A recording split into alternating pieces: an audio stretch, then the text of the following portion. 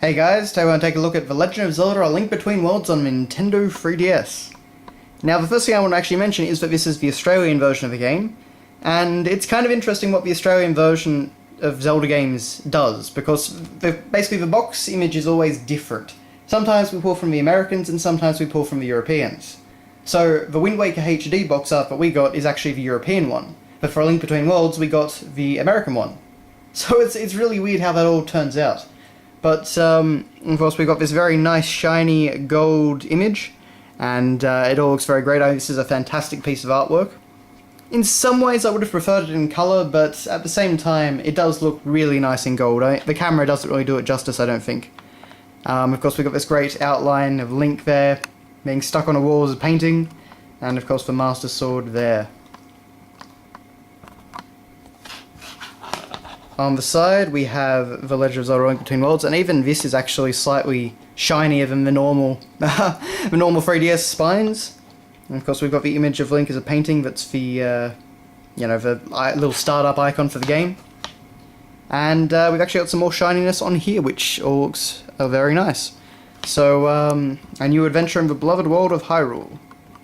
So, of course, showing out the merging in and out of walls mechanic as best as you can in picture form, and explore the Hyrule made famous in The Legend of Zelda: A Link Between A Link to the Past. Then travel to a new world that's on the brink of disaster.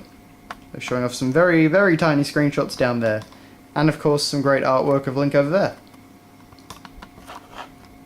One thing I do find interesting is that over the development of A Link Between Worlds, you actually saw the shift from artwork that looked more akin to that of A Link to the Past to the design of the Oracle games. Because this Link right here looks very much similar to the designs shown in the Oracle games.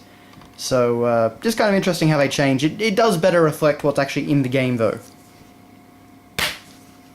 Then over here, of course, we have a cartridge, which is pretty simple and minimalist. Just, Link in his painting form again, with the logo and a green background.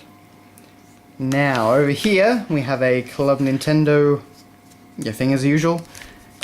We have a 3DS important information slip, and that's it. Yeah. For a series that once prided itself on having amazing manuals, and, A Link to the Past, of course, has one of the greatest manuals of all time. And the amount of backstory and lore and, story detail and game detail they go into in that thing is incredible. But, for A Link Between Worlds, we didn't get a single thing. Not even one of those slips that Nintendo's really fond of using now.